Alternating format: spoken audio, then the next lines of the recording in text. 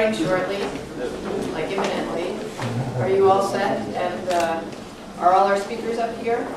Actually, if you would mind, we've got a big group here. I just want to welcome everybody at this very important time. It's a very busy election season. We know there's a lot happening. And for all of you very hardworking reporters, we're very grateful that you're here.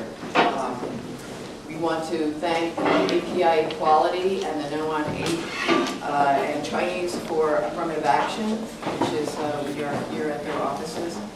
Thank you to API Equality and Chinese for Affirmative Action for organizing this important news conference. I'm Helen Zia. I'm a local writer and journalist, and I'm going to be your MC this morning. I'm part of API Equality, and some of you reporters covered my wedding in June, so thank you for being here. Just as a little background, API Equality is here in San Francisco. There's also an API Equality in Los Angeles, and we're working together with a very broad statewide coalition of public officials, community leaders, and organizations, many of whom are here today, to say that Prop 8 is unfair, unnecessary, and wrong. What you see here in front of you are some of the most prominent leaders and members and organizations of our communities, our API communities, as well as here in the state of California, who work every day for the betterment of Asian American and Pacific Islander Americans for our community, and who work every day for the betterment of the state of California. And they're here today to say that Prop 8 is bad for Asian Americans and Pacific Islanders, it's bad for our communities, it's bad for California, and they will tell you why they are urging Asian Americans and Pacific Islanders to vote no on Prop 8. Together here, you see this example of the very broad coalition we have, and together we refuse to stand by to let a small but vocal group spread lies and misinformation in order to single out and discriminate against a vibrant group in our community. It's in a way appropriate that we're standing right here in Chinatown, right here outside of Portsmouth Square. I'm a writer about, I write a lot about our Asian American history, and here we are in Chinatown, where in the 1800s, fearmongers back 150 years ago or so singled out Chinese Americans and then singled out all Asians in America to take away the rights of Asians to be citizens in America. And we know that lasted well into the 20th century. And even today, that legacy of being second-class citizens really has damaged our Asian American and Pacific Islander communities. And here we are today in 2008, and we have modern-day fearmongers, even within our own communities, who are singling out a very important group in our community to try to get Asian Americans and Pacific Islanders to take away rights of another group and turn them into second-class citizens. Well, we're here today to say that we will not allow that to happen again. Because the truth is that the majority of Asian Americans and Pacific Islanders in California oppose Prop 8. And that's evidenced by several recent polls, including by our leading universities here in California.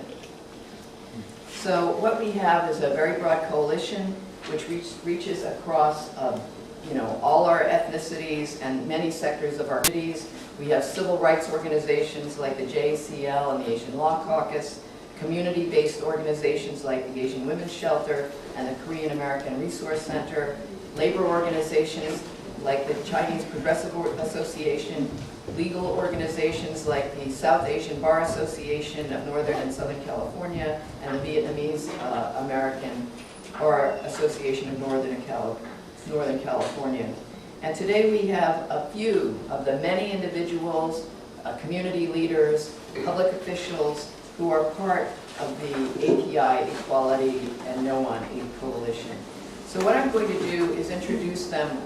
We have about 10 speakers who are going to speak briefly and introduce them one by one. But in addition to those 10, we have a number of other community leaders who I would just like I'm going to name them so that any reporters here, if you want to talk to them afterward, you'll know who they are.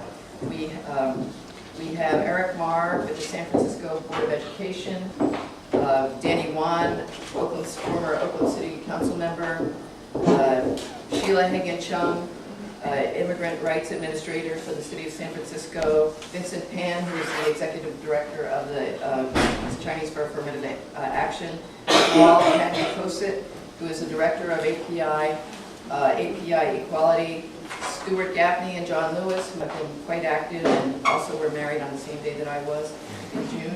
Stan Yogi with ACLU, who's written and active on this topic. Susan Yao Trigueros, Mary Wong Liang, Reverend Dr. John Anderson, Christopher Hunan Bayan, who is the Deputy Director of the Asian Law Caucus, Leah Lee, President of the Asian American Bar Association, Garner Wong, who is also with the Asian American Bar Association, Reverend Rodney Yee.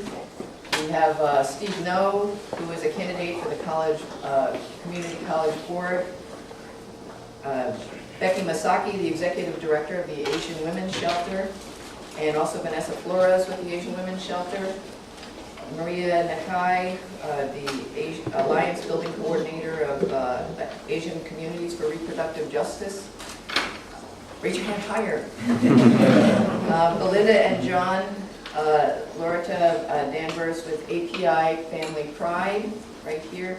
Sandra Lee Fewer, who is a candidate for the school board. Elizabeth Leung for the Network on Religion and Justice for LGBT and API communities. And if we missed anybody who's walked in, I apologize, but so these are just an example of the broad array of community leaders that we have here today for any to speak to you. So with that, I'm going to begin with our first speaker. And so I would like to introduce Phil Ting, who is our